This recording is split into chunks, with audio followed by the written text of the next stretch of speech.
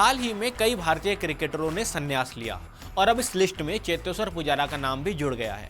लेकिन सवाल ये है कि बीसीसीआई रिटायरमेंट के बाद खिलाड़ियों को क्या पेंशन देता है, और देता है तो ये पेंशन कितनी होती है।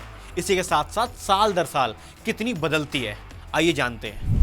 बीसीसीआई ने अपने पूर्व खिलाड़ियों के लिए पेंशन योजना शुरू की थी।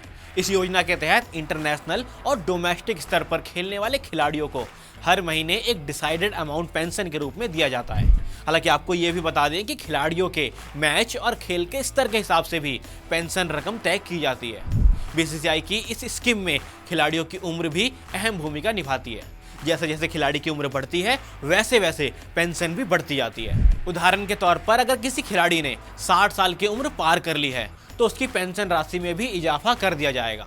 रिपोर्ट्स के अनुसार पेंशन को हर साल नहीं बढ़ाया जाता। लेकिन यही दूसरी बात यह भी है कि बीसीसीआई समय समय पर इस अमाउंट में बदलाव करती रहती है। पिछले कुछ सालों में कई बार खिलाड़ियों की पेंशन बढ़ाई गई है। इसका मकसद ये है कि महंगाई और बदलते समय में पूर्व क्रिकेटरों को आर्थिक दिक्कत ना हो। ठीक उसी तरह जिस तरह सरकारी नौकरी में डियरनेस अलाउंस महंगाई को मैनेज करने के लिए दिया जाता है।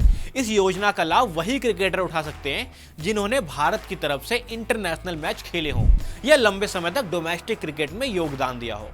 इसके अलावा महिला क्रिकेटरों को भी पेंशन का फायदा मिलता है। यहाँ तक कि एम्पायर और कुछ वरिष्ठ अधिकारियों के लिए भी अलग से पेंशन स्कीम बनाई गई है।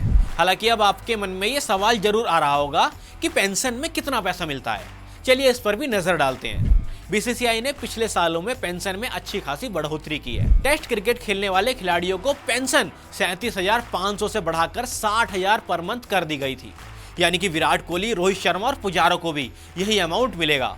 वही फर्स्ट क्लास खिलाड़ियों की बात करें तो उनकी पेंशन 15,000 से बढ़ाकर 30,000 कर दी गई थी।